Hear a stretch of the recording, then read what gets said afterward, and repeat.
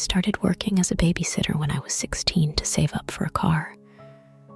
One of the people that I worked for was my mother's friend, and I'll call her, for the sake of the story, Mrs. Thompson. She asked me to watch her young daughter on Friday nights. The girl was 6, quiet, and liked to play with her dolls. One night, I arrived at the Thompsons' house at 6 p.m. Mrs. Thompson gave me the usual instructions: dinner at 7, bedtime at 8:30. She and her husband left for their date night, and I settled in for what I thought would be a typical evening. The girl was playing in her room. When I went to check on her, she was holding a new doll. It looked old, with faded clothes and a cracked porcelain face. When I asked her where she got this doll, she said her grandmother had given it to her. I didn't think much of it at the time. Around 7:30, I called her down for dinner. She brought the doll with her, placing it on the table next to her plate. Throughout dinner, she kept whispering to it. When I asked who she was talking to, she just said, "The doll's name is Mia." After dinner, I told her to get ready for bed. She took Mia with her. While she was brushing her teeth, I decided to put the doll back in her room. As I placed it on the shelf, I heard a faint giggle. I looked around, but the room was empty. I shrugged it off and went back downstairs. At 8:30, I tucked the girl in and read her a story. She fell asleep quickly, clutching the doll. I turned off the light and closed the door, heading back to the living room. Around 9:15, I heard footsteps upstairs. Thinking the girl was up, I went to check on her. When I opened her door, she was sound asleep. Mia, however, was on the floor, facing the door. I put the doll back on the bed and went back downstairs, feeling uneasy. At 10 p.m., I heard laughter. This time, it was louder. I rushed upstairs and found the girl still asleep, but Annabelle was now on the chair across the room. I felt a chill run down my spine. I decided to put the doll in the hallway closet. I went back to the living room and called my mom. She tried to calm me down, saying it was probably just my imagination. But as soon as I hung up, the laughter started again, this time coming from the closet. I grabbed my bag and ran out of the house, waiting on the porch until the Thompsons came home. When they did, I told them everything. Mrs. Thompson looked worried, but said they'd never had any issues before, and she'd never seen the doll I was talking about. In fact, the daughter had never seen her grandmother because she had passed away years before she was born. They never asked me to babysit again. They probably thought I was crazy, and to be honest, I wasn't going back after what happened that night anyway. I've been babysitting since I was 15. I liked the independence and the money. One of my regular jobs was for a family with an 8-year-old son. The parents often went out for dinner on Fridays, leaving me with him until midnight. One night, after putting the boy to bed, I decided to watch TV in the living room. Around 11 p.m., I heard a knock on the door. I wasn't expecting anyone, so I just ignored it, thinking it was my imagination. The knocking continued, getting louder and more insistent. I crept to the window and peeked outside. A man stood on the porch, staring straight ahead. He was tall, with unkempt hair and dirty clothes.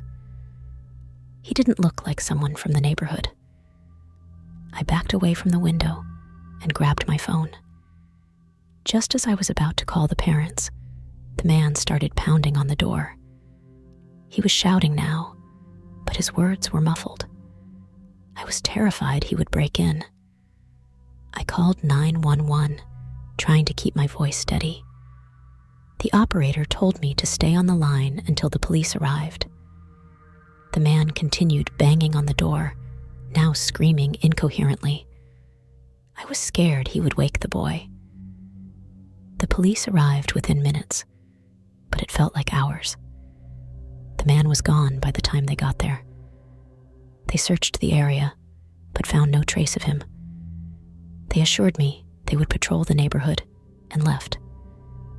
When the parents came home, I told them everything. They were shocked and said they'd never had any problems before. They offered to drive me home, and I accepted. I didn't babysit for them again. I was 18 when I started babysitting for a young couple. They had a newborn and needed someone to watch her while they work late on Saturday nights. The job was easy. Just feed the little one, change her diaper, and put her to bed. The baby monitor would do the rest. One night, I was alone in the house with her. After feeding her and putting her to bed, I settled on the couch with a book. The baby monitor was on the coffee table, giving off a soft, static noise. Around 9 p.m., I heard a soft cooing sound from the monitor. I looked at the screen and saw her moving in her crib. I went upstairs to check on her, but she was fast asleep.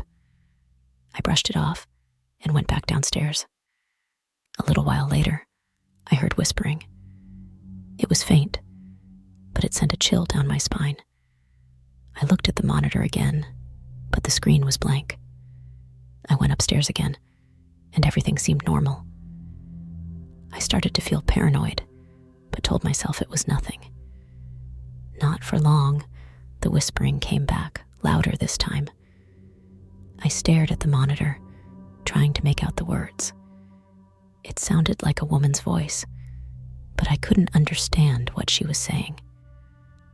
I went to the baby's room again, and as I opened the door, I saw a shadow move across the wall. I rushed in, turned on the light, and saw nothing. The girl was still asleep. I checked the windows and closets, but everything was locked. I went back downstairs, shaking. The whispering continued, now mixed with static. I turned the monitor off, but the noise persisted. It seemed to come from everywhere.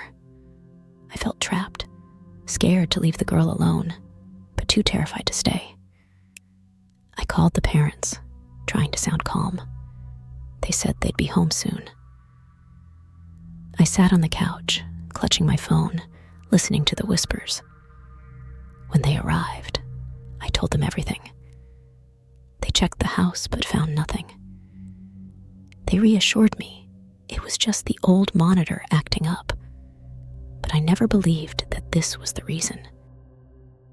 I was 19 and in college when I started babysitting for extra cash. I worked for a nice family with 2 kids, Sarah and Ben, ages 5 and 7. They had an old house with a lot of character, and I enjoyed babysitting there. One night, I was alone with the kids. They were upstairs playing while I watched TV. Around 8 p.m., the phone rang. I answered, but there was no one on the other end, just heavy breathing. I hung up, thinking it was a prank call. A few minutes later, the phone rang again. This time, a man's voice whispered, "The new dress looked good on you." I froze, feeling a cold sweat break out. I hung up and called the parents, but they didn't answer. I decided to keep the kids downstairs with me. I told Sarah and Ben to stay in the living room while I checked the house. Every door and window was locked. I tried to stay calm, not wanting to scare the kids. I told them we were having a living room campout. The phone rang again. I answered, and the same voice said, "I can't wait to see you tonight." I hung up and called the police. They said they'd send someone over to check things out. As I waited, I kept the kids close, trying to keep them entertained with games and stories. The phone rang again, but this time I didn't answer. The ringing stopped after a while, but the tension was unbearable. The police arrived and searched the house and yard. They found nothing and suggested it might have been someone playing a prank. They stayed until the parents came home. When I told them what happened, they were concerned, but thought it was a one-time incident. I still don't know who the caller was.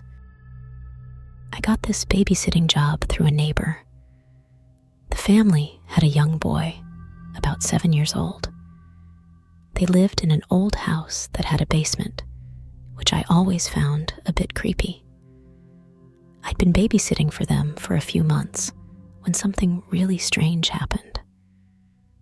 One evening, after I put the boy to bed, I was sitting in the living room watching TV. I heard a strange noise coming from the basement. It sounded like a door creaking open. I knew the basement door was always kept locked because the parents didn't want the boy going down there. I went to the kitchen and saw the basement door slightly ajar. I felt a shiver run down my spine. I knew I had closed it earlier. I slowly walked over and closed the door, locking it again. I tried to brush it off as my imagination. A few minutes later, I heard the same creaking noise. I went back to the kitchen, and the door was open again. This time, it was wide open. I felt my heart race. I called the parents to ask if there was any chance someone else had a key to the basement, but they assured me there wasn't. I decided to check the basement. I grabbed a flashlight and cautiously went down the stairs. The basement was dark and cold, filled with old furniture and boxes. I didn't see anything unusual, but I couldn't shake the feeling that I was being watched. As I turned to go back upstairs, I heard whispering. It was faint, but unmistakable. I swung the flashlight around, but there was no one there. I quickly ran up the stairs and locked the door behind me. The rest of the night, I kept hearing noises from the basement. Footsteps, whispers, even what sounded like a child laughing. I stayed in the living room, too scared to move. When the parents came home, I told them what happened. They looked at each other nervously and finally admitted that the previous owner of the house had died in the basement. They had always felt uneasy about that part of the house, but didn't believe in ghosts. I never babysat there again. I couldn't handle the fear of what might be lurking in the basement.